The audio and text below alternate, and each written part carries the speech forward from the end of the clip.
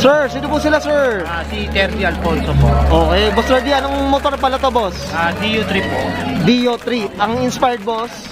JTM po na inspired po na Spoon. Spoon inspired. Okay, boss, Boss Lordy, syempre very curious sa mga auto natin. Paano ba kayo nahilig sa pagmumotor, boss? Sige po. Nakakita lang po ako sa mga FB, sa mga YouTube po. Kaya, inano ko po, nag-build po ako. Kumbaga, nagkaroon na-inspire ka, boss, no? Na-inspired po. Oo, yun, okay. Boss Lordy, ako, curious na ako. Gusto ko makita ano bang pinaglagay mo dito sa Honda DU3 mo, ha? So, tara, check na natin. Okay, Boss Lordy, usapang DU3 tayo, boss. Ano na ba pinagkagabit mo dito, boss? Sige, boss. Bali ko kasi ito, nakuha ko po dati ng kulay green po. Okay. Ngayon, pininturahan po namin ng kulay blue po siya. Tapos, naglagay po ako ng mga decals niya.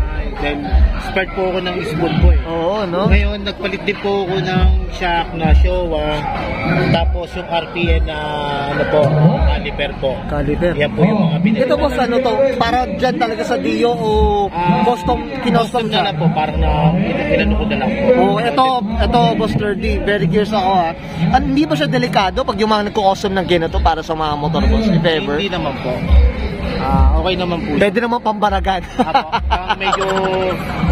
medyo nililingunan po kayo pag oo, no? Opo.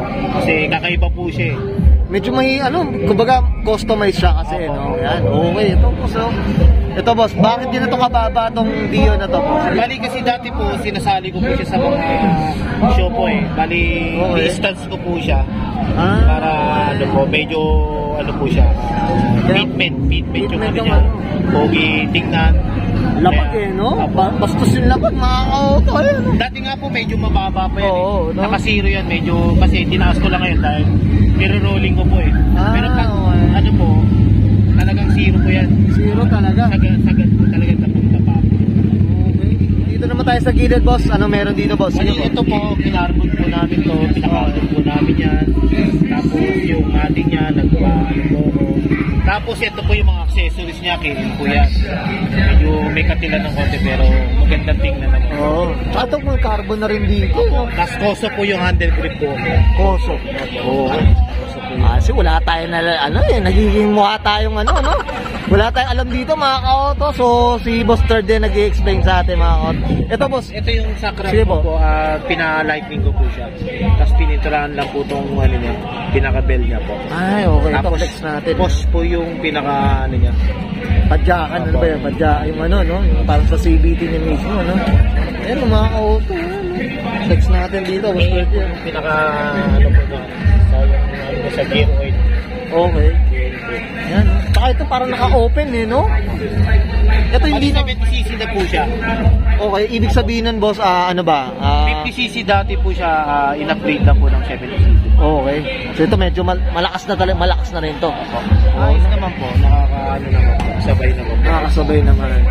Ito tsaka ang liit, mga auto, ang ganda ng itsura okay? Okay, so dito tayo sa gitna naman, dito sa likod, boss. Ano meron dito, boss? Kinarbon lang po yung dito sa likod. Ito, dito. Yan, no? Ganda. Saka dito, yung muffler natin, kakaiba, Yan po yung suso type. Suso pipe po. Ito, pandiyo ba o... Pandiyo po talaga siya. Okay. Kasi nandiyan po yung pinaka-power takbo sa pipe po talaga, kaya medyo kailangan mo. Grabe, Hindi ka naman napapaso dyan, boss 30. Hindi naman po, kasi alam naman natin na pag Diyos ko. Saan ganda ng rims? Boss, ito, usapang rims tayo. Anong kwento dito, boss? Aftermarket lang po yan. Aftermarket. Anong size pala to, boss 30? Anong size nyo? Oo. Kasi mga scooter, mga auto, mga 14s, no? Mas maliit yata ito, 12 yata. Ang cute na naman, mga auto. Okay, yan. Okay ka na, boss 30? Okay, yan.